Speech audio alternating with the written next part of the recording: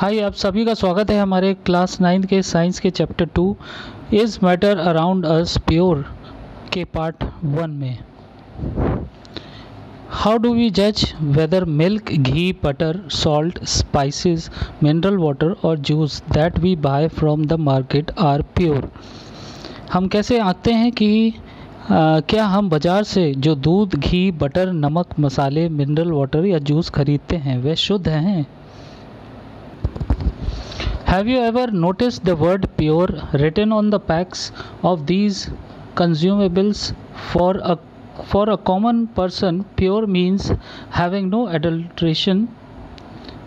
But for a scientist, all these things are actually mixtures of different substances and hence not pure. For example, milk is actually a mixture of water, fat, protein, etc. When a scientist say that something is pure, it means that all the constituents particles of that substance are the same in their chemical nature.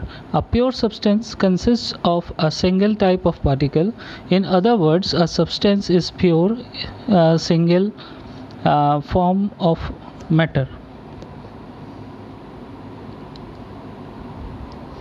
क्या आपने कभी इन उपभोग सामग्रियों के packet पर लिखे शब्द शुद्ध पर गौर किया है? एक सामान्य व्यक्ति के लिए शुद्ध का मतलब है कोई मिलावट ना होना, लेकिन एक वैज्ञानिक के लिए ये सभी चीज़ें वास्तव में विभिन्न पदार्थों का मिश्रण हैं और इसलिए शुद्ध नहीं हैं।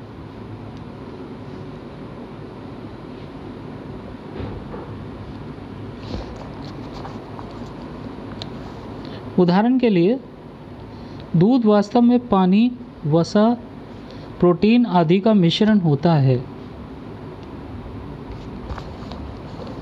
जब एक वैज्ञानिक कहता है कि कोई चीज़ शुद्ध है, तो इसका मतलब है कि उस पदार्थ के सभी घटक उनके रासायनिक प्रकृति में समान हैं। एक शुद्ध पदार्थ में एक ही प्रकार के कण होते हैं। दूसरे शब्दों में, पदार्थ का शुद्ध एकल रूप है। As we look around, we can see that most of the matter around us exists as a mixture of two or more pure components. For example, seawater, minerals, soils, etc. All are mixtures. जैसा कि हम चारों ओर देखते हैं, हम देख सकते हैं कि हमारे आसपास के अधिकांश पदार्थ दो या दो से अधिक शुद्ध घटकों के मिश्रण के रूप में मौजूद हैं। उदाहरण के लिए, समुद्र का पानी, खनिज, मिट्टी आदि सभी मिश्रण है। What is a mixture? Mixture क्या है? Mixture are constituted by more than one kind of pure form of matter. We know that dissolved sodium chloride can be separated from water by the physical process of evaporation. However, sodium chloride is itself a pure substance and cannot be separated by physical process into its chemical constituents. Similarly, sugar is a substance which contains only one kind of pure matter and its composition is the same throughout. मिश्रण का गठन एक से अधिक प्रकार के शुद्ध रूप से होता है। हम जानते हैं कि वाष्पीकरण की भौतिक प्रक्रिया द्वारा भंग सोडियम क्लोराइड को पानी से अलग किया जा सकता है। हालांकि सोडियम क्लोराइड अपने आप में एक शुद्ध पदार्थ है और इसे अपने रासायनिक घटकों में भौतिक प्रक्रिया द्वारा अलग नहीं किया जा सकता। इसी प्रकार चीनी एक ऐसा पदार्थ है जिसमें केवल एक ही प्रकार का शुद्ध पदार्थ होता है और इसकी संरचना पूरे में समान होती है। Soft drink and soil are not single pure substance. Whatever the source of a pure substance may be, it will always have the same characteristics, properties. Therefore, we can say that a mixture contains more than one pure substance.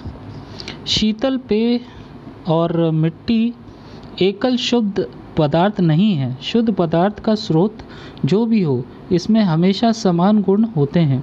इसलिए हम कह सकते हैं कि एक मिश्रण में एक से अधिक शुद्ध पदार्थ होते हैं। टाइप्स ऑफ मिक्सचर के कितने प्रकार हैं? Depending upon the nature of a components that form a mixture, we can have different types of mixtures. शीतल पेय मिश्रण बनाने वाले घटकों की प्रकृति के आधार पर हमारे पास विभिन्न प्रकार के मिश्रण हो सकते हैं। आइए देखते हैं activity 2.1। Let us divide the class into group A, B, C and D. Group A takes a beaker containing 50 ml of water and one spatula full of copper sulfate powder. Group B takes 50 ml of water and 2 spatula full of copper sulfate powder in a beaker. Group C and D can take different amounts of copper sulfate and potassium permanganate or copper salt, sodium chloride and mix the given component to form a mixture. Report the observations on the uniformity in color and texture. Group A and B have obtained a mixture which has a uniform composition throughout. Such mixtures are called homogeneous mixtures or solutions. Some other examples of such mixtures are salt dissolved in water and sugar dissolved in water. Compare the color of the solutions of the two groups. Though both the groups have obtained copper sulfate solution, but the intensity of color of the solutions is different. This shows that a homogeneous mixture can have a variable composition. Group C and D have obtained mixtures which contain physically distinct parts and have non-uniform compositions. Such mixtures are called heterogeneous mixtures. Mixtures of sodium chloride and iron fillings, salt and sulfur and oil and water are examples of heterogeneous mixture. आओ हम कक्षा को group A, B, सी और D में divide करें। Group A में एक beaker होता है जिसमें 50 ml पानी और एक स्पैटुला होता है जो कॉपर सल्फेट पाउडर से भरा होता है। आपको बता दें, स्पैटुला लैब में यूज़ होने वाली एक तरह की चम्मच को कहते हैं जो इस प्रकार दिखती है। ग्रुप बी एक बीकर में 50 ml पानी और कॉपर सल्फेट पाउडर से भरे 2 स्पैटुला लेता है। ग्रुप सी और डी अलग अलग मात्रा में कॉपर सल्फेट और पोटेशियम परमैंगनेट या सामान्य नमक सोडियम क्लोराइड ले सकते हैं और दिए गए घटकों को मिलाकर एक मिश्रण बना सकते हैं। रंग और बनावट में एक रूपता पर टिप्पणी की रिपोर्ट करें। ग्रुप ए और बी ने एक मिश्रण प्राप्त किया है जिसमें एक समान रचना है। ऐसे मिश्रण को होमोजीनियस मिक्सचर यानी कि सजातीय मिश्रण या सॉल्यूशन कहा जाता है। इस तरह के मिश्रण के कुछ दूसरे उदाहरण हैं। नंबर 1, पानी में घुला हुआ नमक और नंबर 2, पानी में घुली हुई चीनी। दो ग्रुप्स के सॉल्यूशन के रंग की तुलना करें। हालांकि दोनों ग्रुप्स ने कॉपर सल्फेट सॉल्यूशन प्राप्त किया है, लेकिन सॉल्यूशन के रंग की तीव्रता अलग है। इससे पता चलता है कि एक सजातीय मिश्रण में एक वेरिएबल रचना हो सकती है।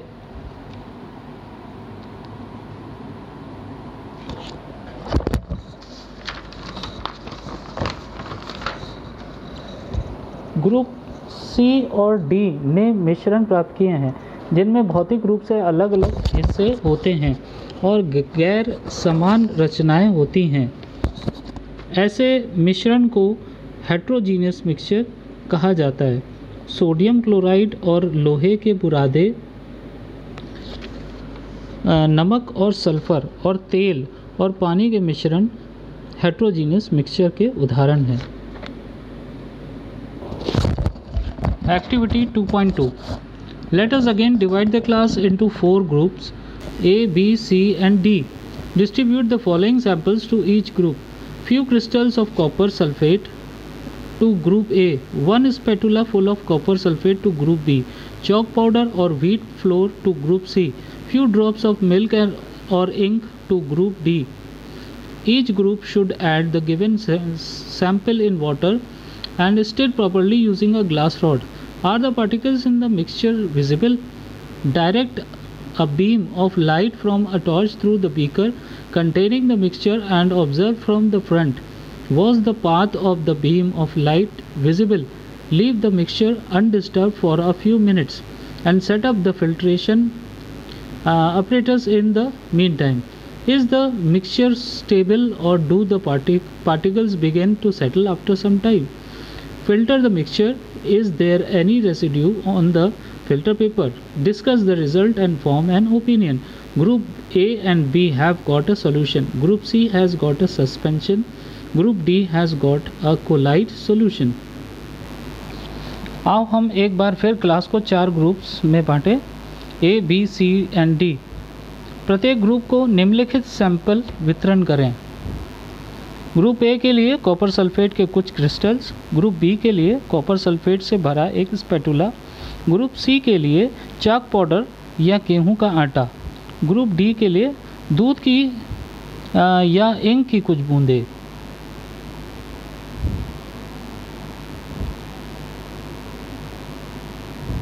प्रत्येक समूह को पानी में दिए गए नमूनों को मिलाना चाहिए और कांच की छड़ का उपयोग करके ठीक से हिलाएं.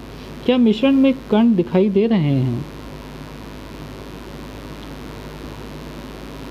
प्रत्येक मिश्रण से युक्त बीकर के माध्यम से एक टॉर्च के प्रकाश की एक किरण निर्देशित करें और सामने से निरीक्षण करें. क्या प्रकाश की किरण मार्ग दिखाई दे रहा था?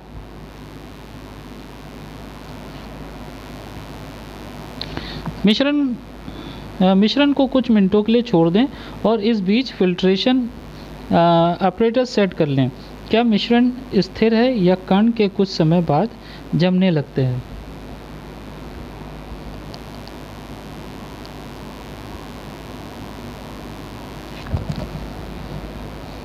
मिश्रण को छान लें. क्या फिल्टर पेपर पर कोई अवशेष है? परिणामों पर चर्चा करें और एक राय बनाएं. ग्रुप ए और बी को एक सॉल्यूशन मिला है.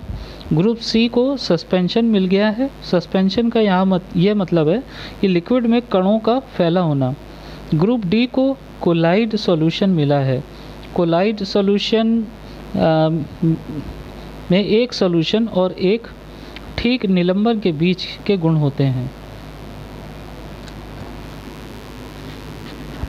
Now we shall learn about solutions, suspensions and colloidal solution in the following section. अब हम solution, suspension और colloidal solution के बारे में पढ़ेंगे. What is a solution? Solution क्या है? A solution is a homogeneous mixture of two or more substances. You come across various types of solution in your daily life. Lemonade, soda, water, etc. are all examples of solutions. Usually we think of a solution as a liquid that contains either a solid, liquid or a gas dissolved in it. But we can also have solid solutions, alloys, and gaseous solution, air. In a solution there is homogeneity at the particle level. For example, lemonade tastes the same throughout. This shows that particles of sugar or salt are evenly disturbed in the solution. एक solution दो या अधिक पदार्थों का एक सजातीय मिश्रण है. आपका अपने दैनिक जीवन में कई तरह के सॉल्यूशन से सामना होता है. नींबू पानी, सोडा पानी आदि सभी सॉल्यूशन के उदाहरण हैं. आमतौर पर हम एक सॉल्यूशन को एक तरल के रूप में सोचते हैं जिसमें एक ठोस तरल या एक गैस शामिल होता है. लेकिन हमारे पास ठोस सॉल्यूशन यानी अलॉयस और गैस सॉल्यूशन जैसे वायु भी हो सकते हैं। एक सॉल्यूशन में कण स्तर पर समरूपता होती है। उदाहरण के लिए नींबू पानी पूरे स्वाद में समान है। इससे पता चलता है कि चीनी या नमक के कण को समान रूप से घोल में वितरित किया जाता है। A solution has a solvent and a solute as its components. The component of the solute that dissolves the other component in it, usually the component present in larger amount, is called the solvent.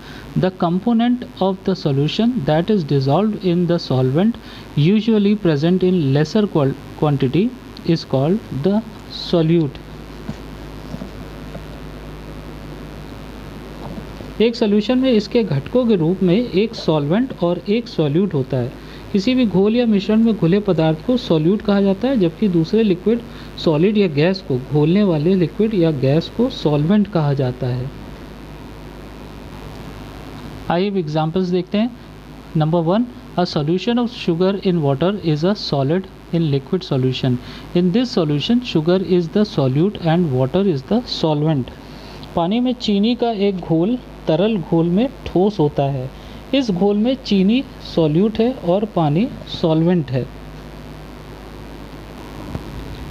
Number 2, a solution of iodine in alcohol known as tincture of iodine has iodine solid as the solute and alcohol liquid as the solvent.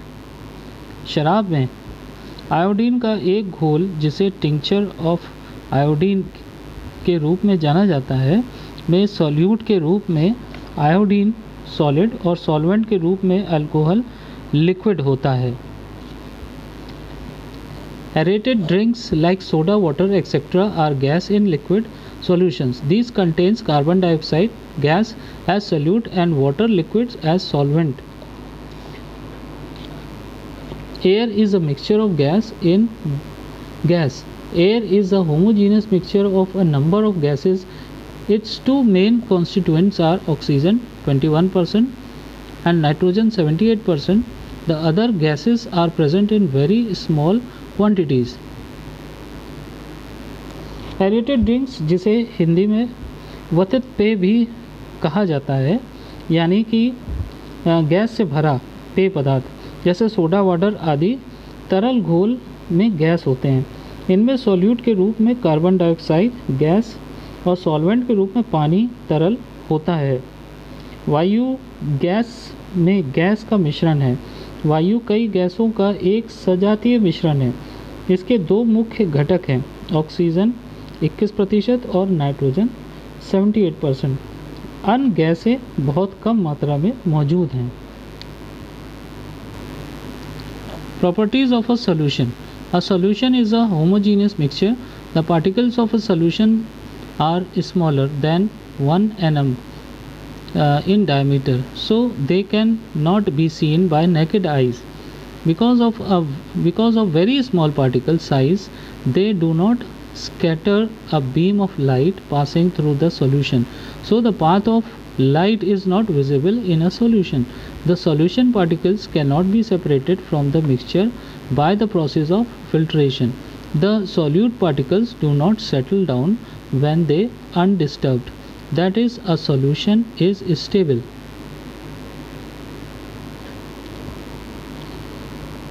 एक solution एक सजातीय मिश्रण है।